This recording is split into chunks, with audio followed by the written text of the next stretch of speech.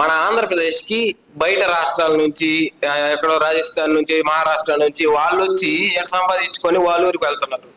మన వాళ్ళు ఎలా అంటే తినేసి ఇంటికాడ పడుకొని సోమరపోతులా తయారైపోతున్నారు. ఇదంతా దేనివల్ల? గవర్నమెంట్ ఏం చేస్తుంది? ఫ్రీగా రేషన్ బియ్యం ఇస్తుంది. అలాగే వాళ్ళకి ఏదో సంథింగ్ 15,000 అనేసి ఆ స్కీములు ఈ స్కీములు అనేసి ఫ్రీగా ఇచ్చి ఏం చేస్తుంది?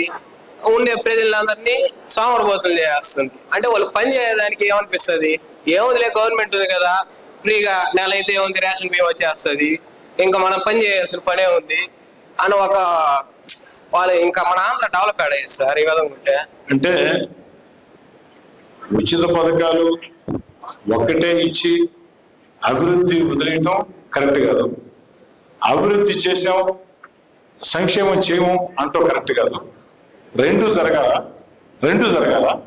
ఈ గవర్నమెంట్ లో తెలుగుదేశం పార్టీ కోటా గవర్నమెంట్ లో చంద్రబాబు గారు రెండు చేస్తున్నారు సార్. దాని గురించి నేనేం మాట్లాడటం సార్. అందరూ ఒప్పుకుంటావా? చంద్రబాబు నాయుడు గారు రెండు చేస్తున్నారు, అభివృద్ధి సంక్షేమం. ఓకే కదా? ఇప్పుడు అదే ఈ సోమరపోతులు ఎవరైతే ఉంటారో వాళ్ళకి ఎట్లా అంటే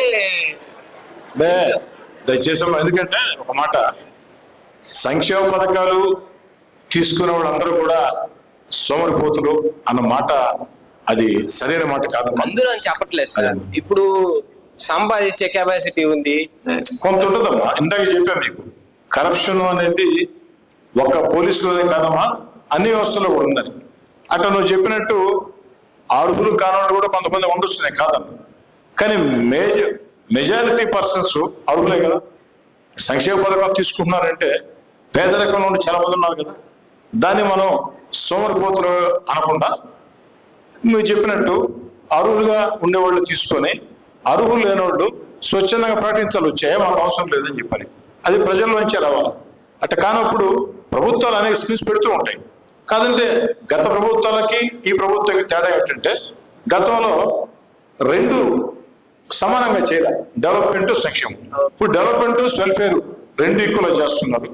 పోలవరాన్ని ఆ ప్రాజెక్టు పూర్తయితే స్టేట్ కింద మేలు జరుగుద్ది, దాన్ని చంద్రబాబు నాయుడు గారు చేస్తున్నారు. అన్నిటికీ వచ్చి బాధాకరం ఏంటంటే ప్రపంచంలో రాజధాని లేని రాష్ట్రం ఆంధ్రప్రదేశ్ ఒకటే. అలాంటి ఆంధ్రప్రదేశ్ కి అమరావతి అన్న అద్భుతమైనటువంటి రాజధానిని నిర్మాణం చేస్తున్నారు. ఇప్పుడు మనం వేరే స్టేట్కి పోతాం లేదా విదేశాలకు పోతాం, నీ రాజధాని ఏమంటే ఏం చెప్పాలా? ఈరోజు ధైర్యంగా అమరావతి అని చెప్పొచ్చు. గతంలో నా రాజధాని నాది ఎమ్మెల్యే రాజధాని ఏమో అమరావతి, ఎమ్మెల్యే రాజధాని అమరావతి, హైకోర్టు రాజధాని కర్నూలు, సచివాలయ రాజధాని విశాఖపట్నం, నీ చెప్పాల్సిన పరిస్థితి. అంతే కదా? అందుకే సరైన నిర్ణయం కాదా ప్రజలు కూడా తిరస్కరించారు కాబట్టి తెలుగుదేశం పార్టీ కూటమికి అంత పెద్ద విజయం వచ్చింది. ఈ రోజు ఆకాంక్షను నెరవేరుస్తూ అద్భుత అమరావతి రాజధాని నిర్మాణం సాగుతూ ఉంది. భవిష్యత్తులో అమరావతి మనకు మంచి రాజధాని వస్తుంది. అదేవిధంగా పోలవరం పూర్తవుతుంది. డెవలప్మెంట్ వెల్ఫేర్ రెండు కూడా సాగుతాయి. అన్నిటికీ మించి ఇందాక విక్రమ్ గారు చెప్పినట్టు 20 లక్షల కోట్ల పెట్టుబడులు వస్తున్నాయి. దానివల్ల 20 లక్షల ఉద్యోగాలు వస్తాయి. అన్ని రకాల కూడా ప్రపంచ ప్రఖ్యాతి గాంచిన కంపెనీలు ఆంధ్రప్రదేశ్కి వస్తున్నాయి. దేశంలో ఇతర రాష్ట్రాలు కూడా అసూయపడుతున్నాయి ఇన్ని కంపెనీలు ఆంధ్రప్రదేశ్కి వస్తున్నాయని. ఇన్ని కంపెనీలు ఆంధ్రప్రదేశ్కి వస్తున్నాయంటే దానికి కారణం చంద్రబాబు గారి ఆలోచనలు, లోకేష్ గారి పట్టుదల. ఒక్క మాట చెప్పి ముగిస్తానమ్మా. 30 సంవత్సరాల ముందు మొట్టమొదట చంద్రబాబు నాయుడు గారు ముఖ్యమంత్రిగా ఉన్నప్పుడు కంప్యూటర్లు అంటే అందరూ హేళన చేశారు.